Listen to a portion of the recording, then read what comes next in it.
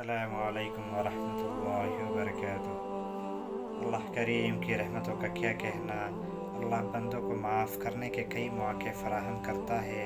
اللہ ہر لمحہ منتظر رہتا ہے کہ کب میرا نافرمان بندہ یا بندی مجھ سے تعلق جوڑے گا، کس طرح گناہوں کے دلدل سے نکل کر دوستی کا ہاتھ بڑھائے گا۔ اللہ نے ہمیں بیش بہا مواقع دیے۔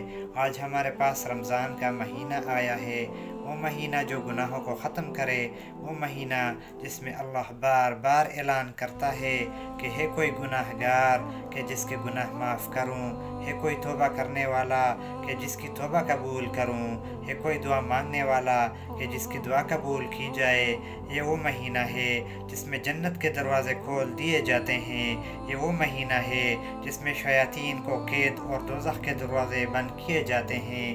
یہ وہ مہینہ ہے کہ اس میں ایک نیک عمل، ایک اچھا کام، ایک نفل فرض کے برابر ہوتا ہے۔ جو رمضان کے مہینے میں روزہ دار کو افطار کرائے، چاہے وہ ایک گھونٹ پانی یا ایک کھجور ہی کیوں نہ ہو، تو یہ گناہوں کی معافی اور جہنم سے خلاصی کا باعث ہوگا۔ جس نے کسی روزہ دار کو سیراب کیا، پانی وغیرہ پلایا، تو نبی کریم صلی اللہ علیہ وسلم نے فرمایا اسے اللہ تعالیٰ میرے حوض سے سیراب کرے گا، جس کے بعد اسے پیاس محسوس نہیں ہوگی یہاں تک کہ جنت میں داخل ہو جائے گا۔ نبی کریم صلی اللہ علیہ وسلم نے فرمایا ہمارے اور یہود و نصارہ کے روزوں میں سحری کا فرق ہے۔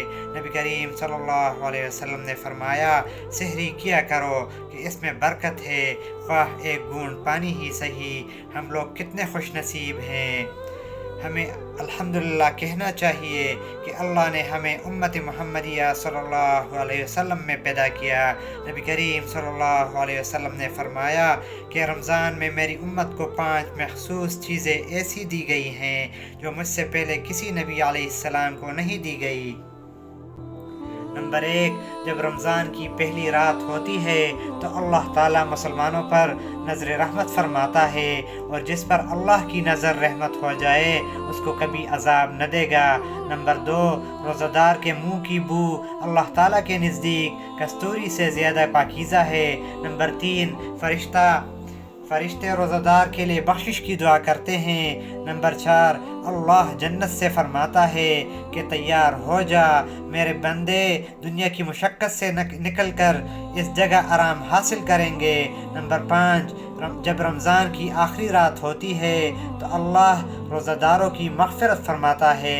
نبی کریم صلی اللہ علیہ وسلم نے فرمایا 3 دعائیں رد نہیں ہوتی، روزہ دار کی دعا، مسافر کی دعا اور مظلوم کی دعا۔ حضرت عبداللہ بن عمر رضی اللہ تعالی عنہ نبی کریم صلی اللہ علیہ وسلم سے روایت کرتے ہیں کہ افطار کے وقت روزہ دار کی دعا کو رد نہیں کیا جاتا۔ محترم سامعین، رمضان المبارک میں 3 اوقات بہت اہم ہے، اسے ہرگز ضائع نہ کرے۔ ایک سحری کا وقت کہ سحری کھانا بھی برکت اور ثواب والا عمل ہے، اور پھر اس کے ساتھ سحری کے وقت کچھ نوافل ادا کریں، اللہ سے اپنے لیے دعائیں مانگے، امت کے لیے دعائیں مانگے تو اللہ ضرور قبول کرے گا۔ دوسرا جو قیمتی لمحہ ہے اور وقت ہے وہ صبح کی نماز کے بعد کی گھڑی ہے۔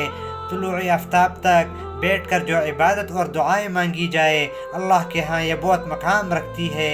اس میں قرآن کی تلاوت کریں، ذکر و اذکار کرے، درود کی کثرت کرے، پھر اشراق کی نماز پڑھے، احادیث میں اس کی بڑی فضیلت آئی ہے۔